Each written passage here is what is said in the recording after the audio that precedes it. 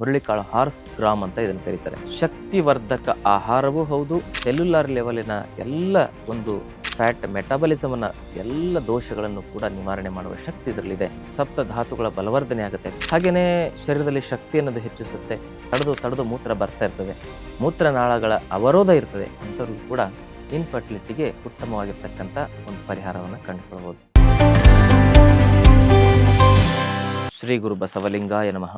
ಓಂ ನಮಃ ಶಿವಾಯ. ಸರ್ವರಿಗೂ ಭಕ್ತಿಯ ಶರಣಾರ್ಥಿ. ಆತ್ಮೀಯರೇ, ಇವತ್ತಿನ ಸಂಚಿಕೆಯಲ್ಲಿ ಹುರುಳಿಕಾಳಿನ ಆರೋಗ್ಯದ ಪ್ರಯೋಜನಗಳನ್ನು ನೋಡೋಣ. ಹುರುಳಿಕಾಳು ಹಾರ್ಸ್ ಗ್ರಾಮ್ ಅಂತ ಇದನ್ನು ಕರೀತಾರೆ. ಶಕ್ತಿವರ್ಧಕ ಆಹಾರವೂ ಹೌದು, ಹಾಗೂ ಶರೀರದ ಶುದ್ಧೀಕರಣವನ್ನು ಮಾಡತಕ್ಕಂಥ ವರದಾನವೂ ಹೌದು.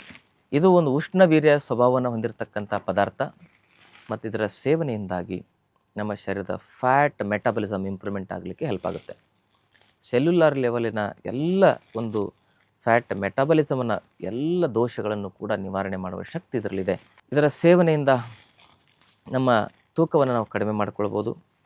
ಒಬ್ಯಾಸಿಟಿ ಬೊಜ್ಜನ್ನು ಕರಗಿಸಲಿಕ್ಕೆ ಉತ್ತಮ ಆಹಾರ. ಕೊಲೆಸ್ಟ್ರಾಲ್, ಟ್ರೈಗ್ಲಿಸರೈಡ್, LDL, VLDL ಇವೆಲ್ಲವನ್ನು ಸಮತೋಲನವಾಗಿಡಲಿಕ್ಕೆ, ಲಿಪಿಡ್ ಪ್ರೊಫೈಲ್ ಮತ್ತು ಲಿವರ್ ಪ್ರೊಫೈಲಿನ ಸಮತೋಲನವಾಗಿಡಲಿಕ್ಕೆ ಉತ್ತಮ ಆಹಾರ ಇದು. ಅದರೊಟ್ಟಿಗೆ ಇದರ ಸೇವನೆಯಿಂದಾಗಿ ನಮ್ಮ ಶರೀರದಲ್ಲಿ ಎಲ್ಲೇ ಬ್ಲಾಕೇಜಸ್ಗಳಾದರೂ ಕೂಡ ಅವುಗಳನ್ನು ಸಂಪೂರ್ಣವಾಗಿ ಓಪನ್ ಮಾಡತಕ್ಕಂಥ ಶಕ್ತಿ ಇದರಲ್ಲಿದೆ. ಈ ಹುರುಳಿಕಾಳು ಒಂದು ಆಹಾರ ಮತ್ತು ಔಷಧಿಯಾಗಿ ನಮ್ಮ ಆರೋಗ್ಯವನ್ನು ರಕ್ಷಣೆ ಮಾಡ್ತದೆ. ಇದನ್ನು ನಾವು ಕುದಿಸಿ ಇದರ ನೀರನ್ನು ಕೂಡ ಸೇವನೆ ಮಾಡ್ಬೋದು. ಇದರ ಕಾಳುಗಳನ್ನು ಕುದಿಸಿ ಪಲ್ಯದ ರೂಪದಲ್ಲೂ ಕೂಡ ಸೇವನೆ ಮಾಡ್ಬೋದು. ನಿಯಮಿತವಾಗಿ ವಾರಕ್ಕೊಮ್ಮೆ 2 ಸಲ ಇದನ್ನು ಸೇವನೆ ಮಾಡೋದ್ರಿಂದ, ಈ ಹುರುಳಿಕಾಳಿನ ಪಲ್ಯ ಸೇವನೆ ಮಾಡೋದ್ರಿಂದ ಶರೀರದಲ್ಲಿ ಸಪ್ತ ಧಾತುಗಳ ಬಲವರ್ಧನೆ ಆಗುತ್ತೆ. ಯಾಕಂದರೆ ಇದು ಜಠರಾಗ್ನಿಯನ್ನು ಕ್ರಿಯಾಶೀಲಗೊಳ್ಳುತ್ತೆ. ದೀಪನ ಪಾಚನ ಶಕ್ತಿ ಇದರಲ್ಲಿದೆ. ಹಾಗೆಯೇ ಶರೀರದಲ್ಲಿ ಶಕ್ತಿ ಅನ್ನೋದು ಹೆಚ್ಚಿಸುತ್ತೆ. ಕುದುರೆಯ ಬಲವನ್ನು ನೀಡತಕ್ಕಂಥ ಶಕ್ತಿ ಇದರಲ್ಲಿದೆ ಅಂತ ಹೇಳೋದ್ರಿಂದನೇ ಹಾರ್ಸ್ ಗ್ರಾಮ್ ಅಂತ ಇದನ್ನು ಕರೀತಾರೆ.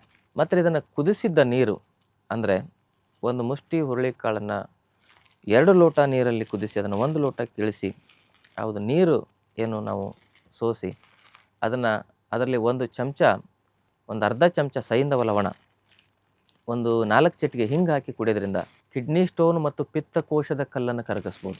ಮತ್ತು ಒಬ್ಯಾಸಿಟಿಯನ್ನು ಕಮ್ಮಿ ಮಾಡಿಕೊಳ್ಳಿಕ್ಕೆ, ಬೊಜ್ಜನ್ನು ಕರಗಿಸ್ಲಿಕ್ಕೆ ಈ ಒಂದು ಹುರುಳಿ ಏನು ಕುದಿಸಿರ್ತಕ್ಕಂಥ ನೀರೇನಿದೆಯಲ್ಲ ಇದು ಉತ್ತಮವಾಗಿ ಸಹಾಯ ಮಾಡ್ತದೆ. ಮತ್ತು ಅಷ್ಟೇ ಅಲ್ಲದೆ ಯಾರಿಗೆಲ್ಲ ಈ ಮೂತ್ರದ ಒಂದು ಸಮಸ್ಯೆ ಇರ್ತದೆ, ತಡೆದು ಮೂತ್ರ ಬರ್ತಾ ಇರ್ತದೆ, ಮೂತ್ರನಾಳಗಳ ಅವರೋಧ ಇರ್ತದೆ, ಅಂಥವ್ರಿಗೂ ಕೂಡ ಈ ಹುರುಳಿಯನ್ನು ಕುದಿಸಿರ್ತಕ್ಕಂಥ ನೀರು, ಹುರುಳಿ ಕಟ್ಟು ಅಂತ ಕೆಲವು ಜನ ಅದನ್ನು ಕರೀತಾರೆ, ಅದನ್ನು ಸೈಂಧವ ಲವಣ ಮತ್ತು ಹಿಂಗಿನ ಜೊತೆಗೆ ಸೇವನೆ ಮಾಡೋದ್ರಿಂದ ಪರಿಹಾರವನ್ನು ಕಂಡುಕೊಳ್ಬೋದು. ಅದಷ್ಟೇ ಅಲ್ಲದೆ ಹೆಣ್ಮಕ್ಳಿಗೆ ಮಾಸಿಕ ಋತುಸ್ರಾವ ಸರಿಯಾಗಿ ಆಗೋದಿಲ್ಲ, ಸ್ವಲ್ಪನೇ ಆಗುತ್ತೆ.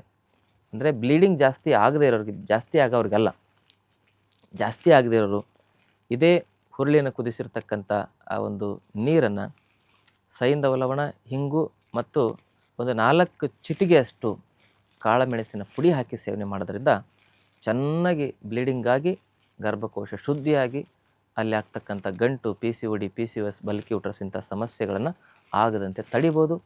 ಈಗಾಗಲೇ ಆಗಿದೆ ಅಂದರೆ ಕೆಲವು ಔಷಧಿಗಳ ಜೊತೆಗೆ ಇಂಥ ಮನೆಮದ್ದನ್ನು ಮಾಡೋದ್ರಿಂದ ಆ ಸಮಸ್ಯೆಗಳನ್ನು ನಿವಾರಣೆ ಮಾಡ್ಕೋಬೋದು. ಭಾಳ ಜನ ಗರ್ಭಕೋಶವನ್ನೇ ತೆಗೆಸ್ಬಿಡ್ತಾರೆ. ಅಂಥ ಕೆಲಸವನ್ನು ಯಾವತ್ತೂ ಮಾಡಬೇಡಿ. ಗರ್ಭಕೋಶ ಹೆಣ್ಣು ಮಕ್ಕಳ ಆಸ್ತಿ. ಗರ್ಭಕೋಶದ ಸಮಸ್ಯೆಗಳಿಗೆ ಆಯುರ್ವೇದದಲ್ಲಿ ಉತ್ತಮವಾಗಿರತಕ್ಕಂಥ ಚಿಕಿತ್ಸೆ ಮತ್ತು ಔಷಧಿಗಳಿದ್ದಾವೆ. ಮತ್ತು ಈ ಹುರುಳಿಯ ಪ್ರಯೋಜನ ಅಂತ ಹೇಳಿದರೆ ಇದು ಮೆದುಳನ್ನು ಚುರುಕುಗೊಳಿಸುತ್ತೆ. ಹಾಗೆಯೇ ಸುಸ್ತು, ನಿಶಕ್ತಿ, ಜೋಮು ಇಂಥವೆಲ್ಲ ಸಮಸ್ಯೆಗಳು ಉಳ್ಳವರು ಹುರುಳಿಯ ಒಂದು ಪಲ್ಯ ಸೇವನೆ ಮಾಡ್ಬೋದು.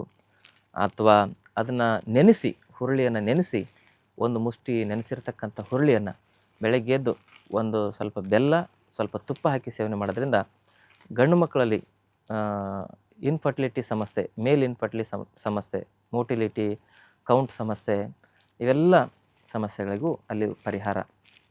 ಹೆಣ್ಣು ಮಕ್ಕಳಲ್ಲಿ ಅಂಡಾಣುಗಳ ಉತ್ಪತ್ತಿ ಸರಿಯಾಗಿ ಆಗದೇ ಇದ್ದರೂ ಕೂಡ ನೆನೆಸಿರ್ತಕ್ಕಂಥ ಹುರುಳಿ ಬೆಲ್ಲ ಮತ್ತು ತುಪ್ಪದೊಂದಿಗೆ ಸೇವನೆ ಮಾಡೋದ್ರಿಂದ ಅದಕ್ಕೆ ಸಹಾಯ ಮಾಡುತ್ತೆ. ಅದರ ಜೊತೆಗೆ ಆಯುರ್ವೇದ ಔಷಧಿಗಳನ್ನು ಸಹ ನಾವು ಪ್ರಯೋಗ ಮಾಡೋದ್ರಿಂದ AMH ಲೆವೆಲ್, FSH ಲೆವೆಲ್ ಎಲ್ಲ ಬ್ಯಾಲೆನ್ಸ್ ಆಗಿ ಇನ್ಫರ್ಟಿಲಿಟಿಗೆ ಉತ್ತಮವಾಗಿರ್ತಕ್ಕಂಥ ಒಂದು ಪರಿಹಾರವನ್ನು ಕಂಡುಕೊಳ್ಬೋದು.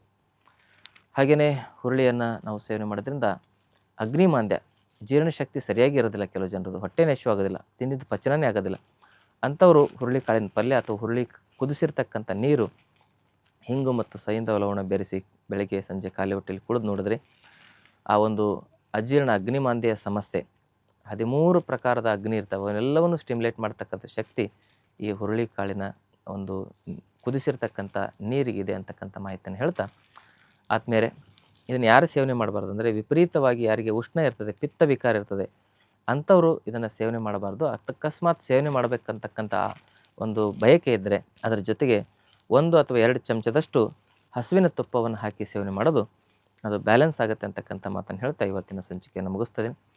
ಈ ಮಾಹಿತಿ ಇಷ್ಟವಾದಲ್ಲಿ ತಮ್ಮ ಬಂಧು ಮಿತ್ರರೊಂದಿಗೆ ಶೇರ್ ಮಾಡ್ಕೊಳ್ಳಿ. ಜೊತೆಗೆ ತಾವಿನ್ನೂ ಚಾನಲ್ ಸಬ್ಸ್ಕ್ರೈಬ್ ಮಾಡ್ಕೊಂಡಿಲ್ಲ ಅಂದರೆ ದಯವಿಟ್ಟು ಸಬ್ಸ್ಕ್ರೈಬ್ ಮಾಡ್ಕೊಳ್ಳಿ. ನಮ್ಮ ಆರೋಗ್ಯ ಕೇಂದ್ರದಲ್ಲಿ 5 ದಿನದ ಆರೋಗ್ಯ ಶಿಬಿರವನ್ನು ನಾವು ಮಾಡ್ತಾ ಇದ್ದೇವೆ.